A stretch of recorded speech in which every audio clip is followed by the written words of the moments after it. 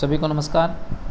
आज हम कक्षा 9वीं का गणित अध्याय का अध्याय नंबर 8 चतुर्भुज की पहली प्रश्नावली 8.1 का प्रश्न नंबर 11 त्रिभुज ABC और त्रिभुज DEF में AB बराबर है DE और AB समानांतर है DE।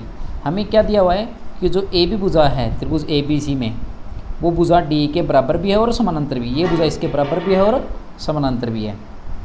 दूसरा, जो BC भुजा वो EF के बराबर भी है और समानांतर भी है। जो BC भुजा है वो EF के समानांतर भी है और बराबर है। ये में दिया गया है। वे दोनों त्रिभुजों में जो AB भुजा वो D के समानांतर भी है और समानांतर भी है और बराबर भी है। उस तरह जो भुजा BC है वो EF के बराबर भी है और समानांतर है। शीर्ष A, B और C को क्रमशः शीर्षों D, E, F से जोड़ा जाता है। अब उसके बाद क्या किया गया, जो शीर्ष A है उसको D शीर्ष से जोड़ दिया गया, जो शीर्ष B है उसको E शीर्ष से जोड़ दिया गया और शीर्ष C है उसको शीर्ष F से जोड़ दिया गया। उससे जोड़ने के बाद इनको आपस में जोड़ा गया। जो A, B, C को क्रमशः D, E, F से जोड़ा गया। दर्शाइए कि सबसे पहले बताना हमने कि जो A, B, E, D है एक समांतर चतुर्भुज है। जो A, B, E, D वो क्या है, एक A, B, E, D को हमें एक समांतर चतुर्भुज सिद्ध करना है। फिर हमें सिद्ध करना है जो B, E, F, C यानी B, E, F, C ये भी एक समांतर चतुर्भुज आएगी। ये भी चतुर्भुज है जो कि एक समांतर चतुर्भुज आएगी। फिर हमें सिद्ध करना है कि जो AD भुजा है वो CF के समानांतर भी और बराबर भी है। हमें सिद्ध करना है कि जो AD भुजा है वो CF के समानांतर भी और ये दोनों भुजाएं आपस में समानांतर भी और बराबर हैं।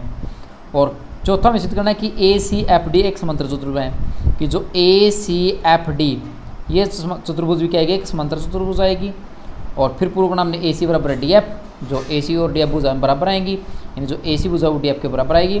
और अंत में त्रिभुज ABC DEF के स्थिरांक सम होगी। ये हमें सिद्ध करना है।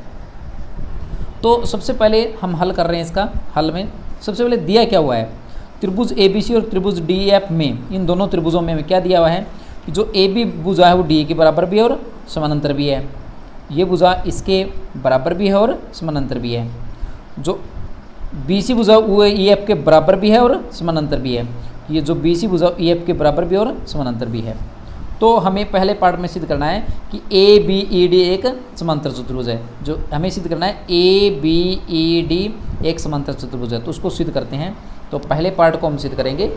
तो पहला पार्ट तो जो हमें ये जो सिद्ध करना में क्या लिख देंगे, जो पांचों पार्ट, पहला पार्ट की ABED एक समांतर चतुर्भुज है, समांतर चतुर्भुज है।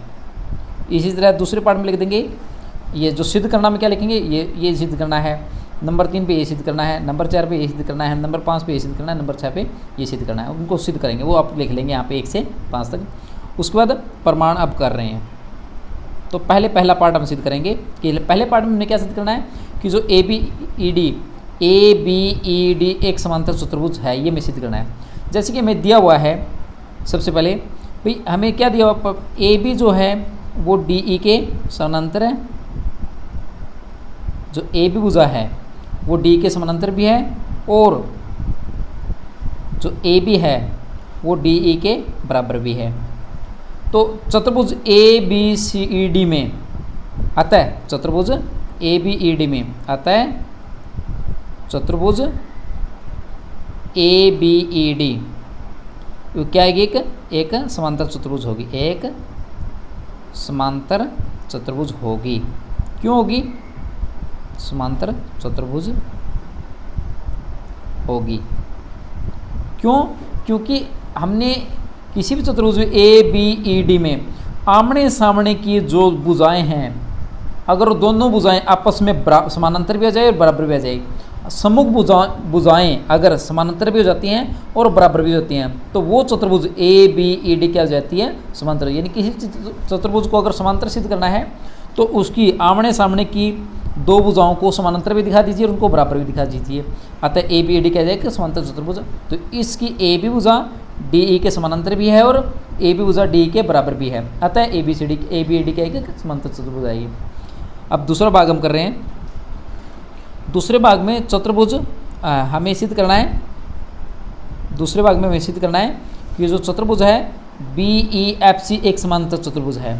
तो चतुर्भुज BEFC में, इस चतुर्भुज में देखते हैं हमारे पास BEFC, तो इसको हमें समांतर चतुर्भुज, यानी कोई भी चतुर्भुज समांतर चतुर्भुज क्या कब होता है, या तो आमने सामने की भुजाएं दोनों बराबर हों, तो ये भुजा इसके बराबर नहीं दी हुई, ये भुजा इसके बराबर भी है और हमें समांतर भी दी हुई। जो BC भुजा है वो EF के समांतर भी है और BC EF के बराबर भी हमें दिया हुआ है।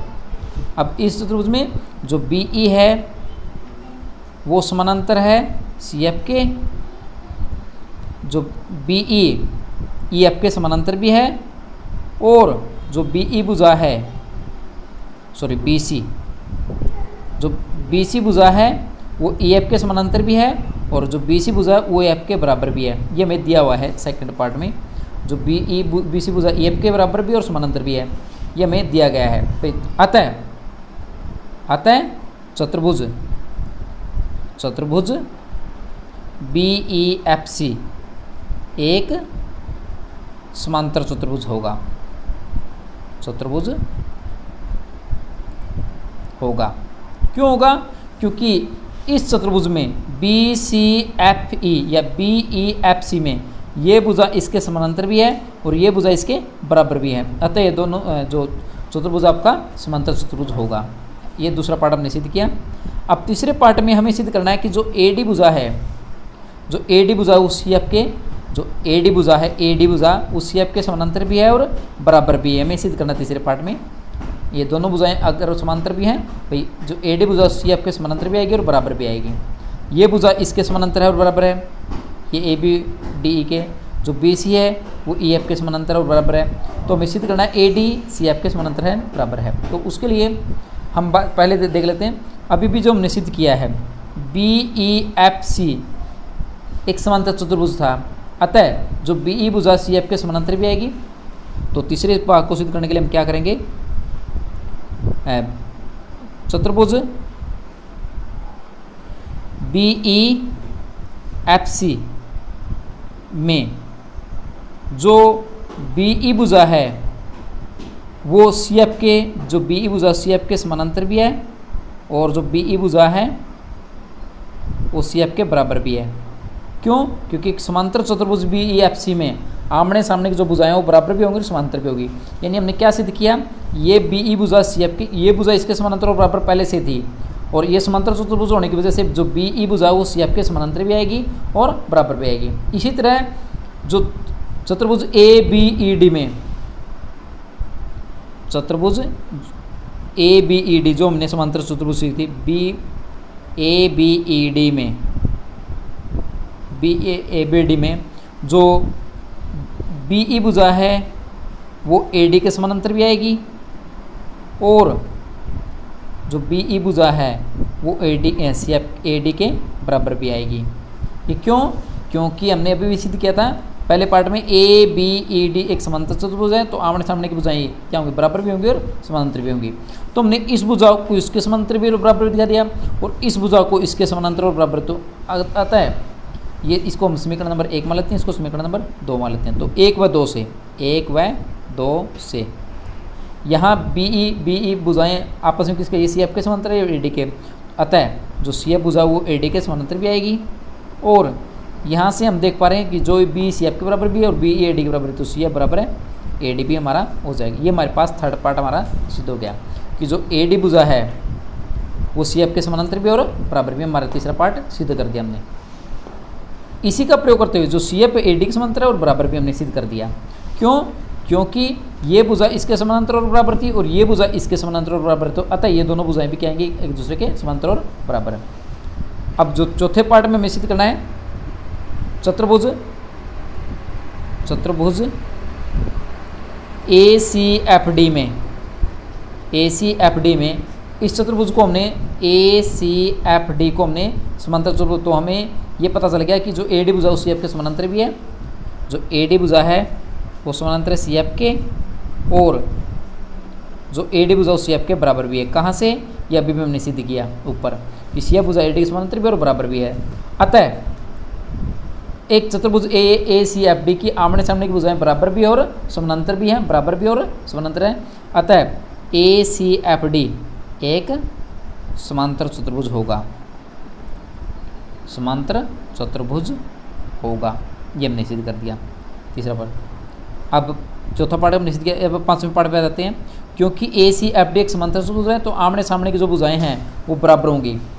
अतः जो ए सी जो ये भुजा इसके समांतर बराबर है तो ये ए सी भुजा डी एफ के बराबर भी होगी और समांतर भी है। अतः ए सी बराबर है डी एफ, ए सी बराबर है डी एफ। क्यों? क्योंकि ए सी एफ डी समांतर चतुर्भुज है, समांतर चतुर्भुज है तो आमने सामने की भुजाएं क्या होंगी? आपस में बराबर होंगी।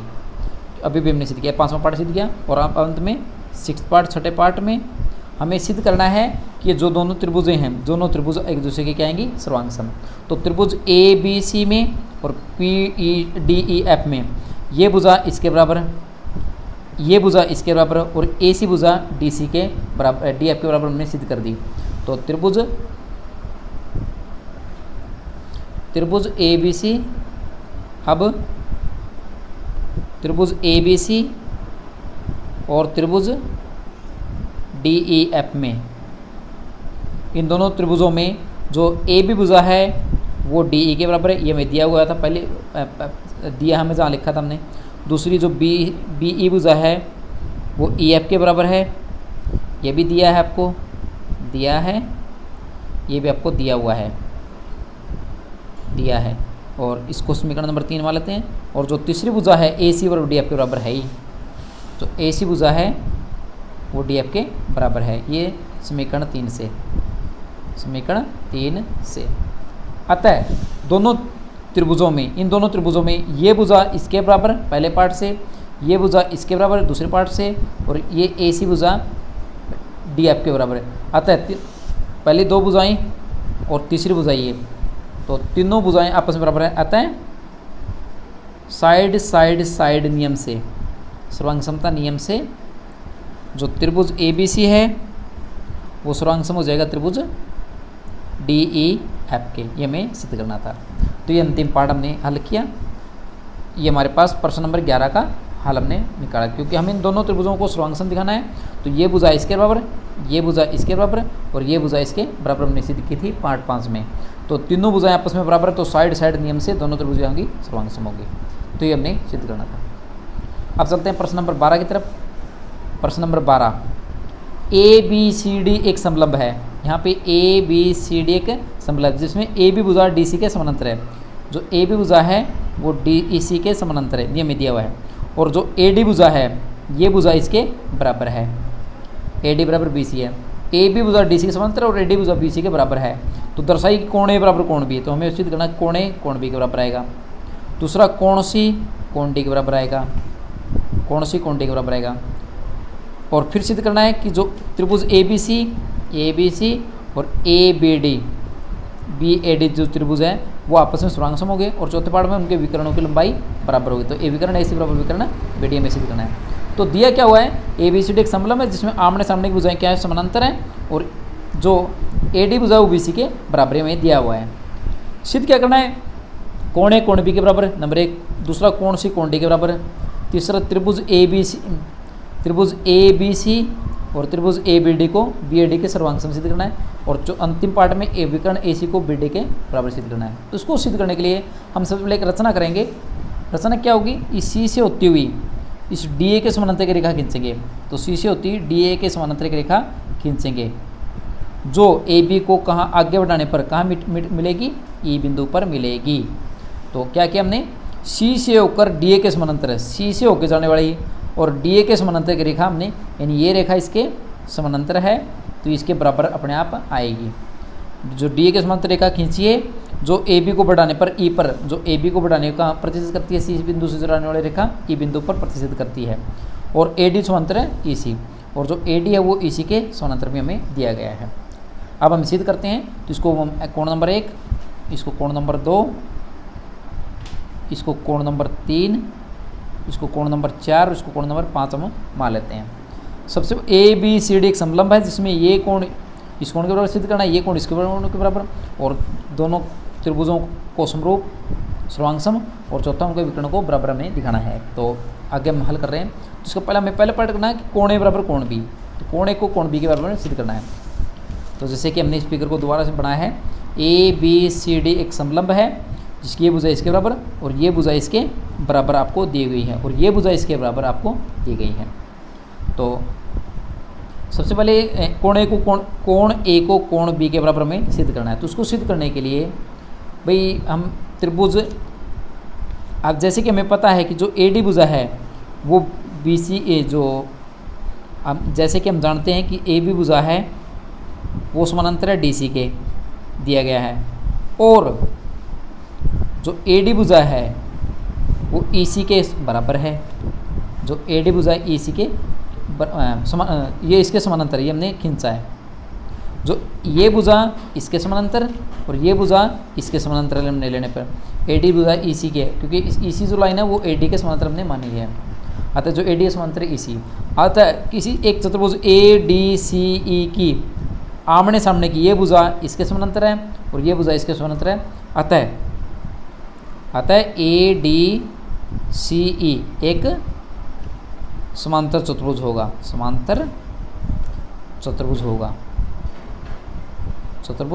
होगा। क्यों? क्योंकि ये भुजा इसके समानांतर हमने रचना से माना और ये भुजा इसके बराबर हमें दिया हुआ है, क्योंकि ए बी सी डी एक समलंब है, तो ये आमने सामने भुजाएं, ये इसके समांतर ये इसके समांतर है, तो ए बी सी डी एक समांतर चतुर्भुज होगा। अगर ये समांतर चतुर्भुज है और साथ ही जो ए डी भुजा है वो बी सी के बराबर है और बी सी भुजा है वो इसके बराबर ई सी के बराबर क्यों आएगी? क्योंकि ये इसके बराबर है। अब जो ए डी भुजा है वो बी सी के बराबर हमें दी हुई है और जो ए डी भुजा है वो ई सी के बराबर भी है। क्यों? ये इसके बराबर भी है। क्यों? क्योंकि आमने सामने की भुजाएं समांतर चतुर्भुज, क्योंकि A B C D A D C E एक समांतर चतुर्भुज है, समांतर चतुर्भुज है, इसलिए भुज है। अतः हमने क्या सिद्ध किया? जो ए डी भुजा है वो बी सी के बराबर है और जो बी सी भुजा है और जो ए डी भुजा है वो साथ में ई सी के बराबर भी है। अतः इन दोनों से जो बी सी भुजा ई एफ के, अतः जो बी सी भुजा है वो ए ई सी के बराबर है, यानी ये दोनों भुजाएं भी आपस में क्या आएंगी? बराबर आएंगी। ये दोनों भुजाएं आपस में, अगर ये दोनों भुजाएं बराबर है तो इसके सम्मुख कोण भी क्या आएंगे? बराबर है। अतः कोण 2 बराबर है कोण 3, अतः जो कोण 2 है वो कोण 3 के बराबर आएगा। इसको हम समीकरण नंबर 1 मान लेते हैं। अब हमें सबसे पहले सिद्ध करना है, ये पहला पार्ट हम सिद्ध कर रहे हैं, फर्स्ट पार्ट, जहाँ हमने कोण ए को कोण बी के बराबर सिद्ध करना है कि कोण ए को कोण बी के बराबर सिद्ध हमें करना है। तो इसको सिद्ध करने के लिए इस चित्र में कोण 2 कोण 3 के बराबर है। क्यों? क्योंकि ये त्रिभुज की ये भुजा इसके बराबर है, तो सम्मुख कोण भी क्या होंगे? बराबर होंगे। अब कोण एक बाह्य कोण नियम से, अब बाह्य कोण नियम से जो कोण 1 है वो कोण 3 और कोण 4, अब त्रिभुज बी ई सी में, त्रिभुज बी सी में जो कोण 1 है वो कोण 3 प्लस कोण 4 के बराबर आएगा। क्यों? ये जो बाह्य कोण नियम से, बाह्य कोण नियम से, क्योंकि किसी त्रिभुज का दो कोणों का योग उसके बाह्य कोण के बराबर होता है। कोण 1 बराबर कोण 3 प्लस कोण 4। अब जैसे कि हमें पता है कि कोण 2 और कोण 3 आपस में बराबर हैं, जो कोण 2 है और कोण 3, अब क्योंकि कोण 2 बराबर कोण 3 वो मैं सिद्ध कर चुके हैं, और दूसरे जो कोण 2 है वो कोण 5 के बराबर भी आएगा। जो कोण 2 हो कोण 5 के बराबर। क्यों? क्योंकि ए बी समानांतर है डी सी के, क्योंकि जो ए बी समानांतर है डी सी के और बी सी क्या है? एक तिर्यक रेखा है, तिर्यक रेखा है, तो जो एकांतर कोण होते हैं क्या होते हैं? बराबर है। तो कोण 2 3 कोण के बराबर और कोण 2 कोण 5 के बराबर है, तो इस समीकरण नंबर 4। अतः 1 व 2 से कोण 2 दोनों बराबर है, तो कोण 3 किसके बराबर रहेगा? कोण, अतः कोण 3 बराबर है कोण 5, कोण 3 बराबर है कोण 5। तो हमने क्या सिद्ध किया? जो कोण 3 है वो कोण 5 के बराबर है। अब त्रिभुज बी ई सी में जो कोण 1 है वो कोण 3 और कोण 4 का जोड़ आएगा बाह्य कोण नियम से, जो ऊपर हमने लिखा हुआ है बाह्य कोण नियम से, जिसको हम दोबारा से लिख रहे हैं बाह्य कोण नियम से। जो हमारे कोण 1 है, त्रिभुज के 2 अंतःकोणों का योग किसके बराबर? बाह्य कोण के बराबर आएगा। अब कोण 1 ऐसे कैसे, और कोण 3 के जगह हम क्या रख सकते हैं? कोण नंबर 5, इसको समीकरण नंबर 3 है। तो कोण 5 प्लस कोण 4, कोण 5 प्लस कोण 4, जो कोण 1 है वो कोण 5 प्लस कोण 4 के बराबर हमने सिद्ध किया। अब जो कोण ए है वो कोण 1 है वो 5 और 4 के बराबर है। इसको हम कहते हैं कोण 1 बराबर है कोण, इसको बोल देते हैं ए सी डी कोण, क्योंकि कोण 4 प्लस कोण 5, कोण 4 प्लस कोण 5 कौन सा कोण बनेगा? ए सी डी कोण। ये कोण 4 प्लस कोण 5 कितना बनेगा? ए सी डी, इसको हमने ए सी डी। अब जो कोण 1 है वो हमारा कोण बी के बराबर है, और ए सी डी हमारा ऐसे कैसे, इसको समीकरण नंबर हम मान लेते हैं 4। अब ए बी सी डी एक ए ई सी डी, जो ए ई सी डी है, ए ई सी डी एक समांतर चतुर्भुज है, समांतर चतुर्भुज है। इसलिए उसके आमने सामने का जो कोण ए है, जो कोण ए है वो किसके बराबर आएगा? कोण 4 प्लस 5, यानी कि ए सी डी के। जो कोण ए है वो कोण ए सी डी के बराबर आएगा। इसको समीकरण नंबर 5 में लेते हैं। तो 4 और 5 से, समीकरण नंबर 4 व 5 से। अब ये कोण बी दोनों में बराबर, कोण ए बराबर ए सी डी दोनों में बराबर है, तो कोण बी किसके बराबर है? अतः कोण ए बराबर है कोण बी। ये हमने सिद्ध किया, कोण ए बराबर है कोण बी। देखिए दोबारा से, जो कोण 2 और 3 बराबर क्यों? क्योंकि ये भुजाएं बराबर है तो ये कोण भी बराबर होंगे। और जो कोण 2 है वो कोण 5 के बराबर है, क्योंकि ये एकांतर कोण है। अब कोण 1 और कोण 3 और कोण 4 का, जिसमें कोण 3 से कोण 5 रखेंगे तो कोण 1 को कोण 4 प्लस कोण 5 के, यानी कि ए सी डी के बराबर हमने सिद्ध किया।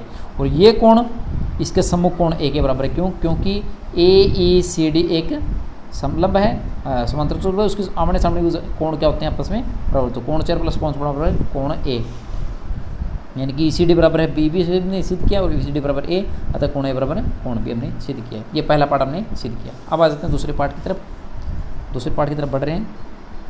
अब हमें सिद्ध करना है कि कोण सी बराबर है कोण डी, कोण सी बराबर है कोण डी। अब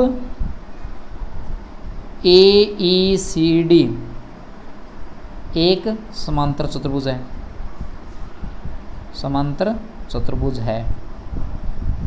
अतः जो कोण डी है और प्लस कोण 3, उन दोनों का जोड़ कितना आएगा? और दोनों क्या आएंगे आपस में? बराबर।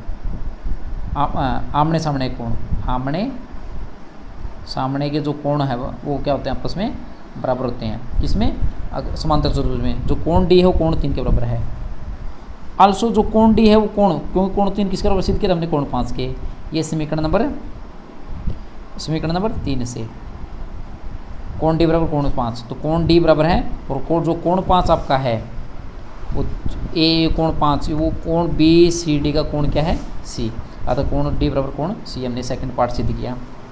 तो हमने दूसरा पार्ट सिद्ध किया कि कोण डी बराबर कोण सी। अब तीसरे पार्ट में हमने सिद्ध करना है जो त्रिभुज, अब हमें सिद्ध करना है कि जो त्रिभुज ए बी डी है, इसको यहाँ से मिला लें और इसको यहाँ से मिला लें। हमने त्रिभुज, हमें सिद्ध करना है चौथे पार्ट में कि जो त्रिभुज ए बी सी वो बी ए डी के सर्वांग सम होगी। तो त्रिभुज, अब त्रिभुज ए बी सी और त्रिभुज बी ए डी में, बी ए डी में कोई भी 3 पार्ट हमें बराबर देखने हैं। सबसे पहले जो ए डी भुजा है वो बी ई बी सी के, जो ये भुजा है इसके बराबर है, तो जो ए डी है वो बी सी के बराबर दी हुई है। ए डी बराबर है बी सी, ये हमें दिया हुआ है दोनों त्रिभुजों में। दोनों त्रिभुजों में जो ये भुजा है इसके बराबर है, जो ए बी भुजा है वो ए बी के बराबर है। ये सांझी भुजा है, ए बी बराबर है ए बी, ये सांझी भुजा है। और नंबर तीसरा जो हमने सिद्ध किया जैसे कोण ए कोण 2 बी के बराबर है, उनके बीच का कोण ए और कोण बी आपस में बराबर है, ये सिद्ध किया हमने है, सिद्ध किया है। इसको, कोण ए बराबर कोण बी। अतः ये भुजा इसके बराबर है, ये साझा भुजा और ये कोण इसके कोण के बराबर है। तो भुजा कोण भुजा नियम से दोनों त्रिभुज, अतः एस ए एस सर्वांग समता नियम से जो त्रिभुज है ए बी सी वो सर्वांग समता जाएगा त्रिभुज बी ए डी के। ये हमने सिद्ध करना था। और चौथे पार्ट में हमें सिद्ध करना है जो विकर्ण ए सी ओ बी डी के बराबर है। हमें अंत में सिद्ध करना है कि जो विकर्ण ए सी ओ बी डी के बराबर है। तो जैसे कि हम देख पा रहे हैं ये दोनों त्रिभुज सर्वांग सम है। जो त्रिभुज ए बी सी है और ए बी डी, ये बी ए डी है, वो सर्वांग सम है तो उसके आपस में सभी अंक क्या होंगे बराबर। ये दोनों त्रिभुज सर्वांग सम है तो अतः ए सी बराबर है बी डी। अतः हमने सिद्ध कर दिया जो विकर्ण ए सी ओ बी डी के बराबर है। किससे? सी पी सी टी से, सी पी सी टी से। जो दोनों विकर्ण ए सी विकर्ण है वो बी डी, ए सी बराबर बी डी, ये हमने सिद्ध कर दिया। अतः हमने इन चारों पार्ट को सिद्ध किया। पहले पार्ट में कोण ए को कोण बी के बराबर सिद्ध किया, दूसरा पार्ट में कोण डी कोण सी के बराबर, फिर दोनों त्रिभुजों को सर्वांग सम, और चौथे पार्ट में ए सी बराबर जो विकर्ण है। अतः जो विकर्ण आपका ए सी है वो विकर्ण बी डी के बराबर आएगा। ये हमें सिद्ध करना था। तो ये हमने प्रश्नावली 8.1 को पूर्ण किया। आज के लिए इतना ही। धन्यवाद।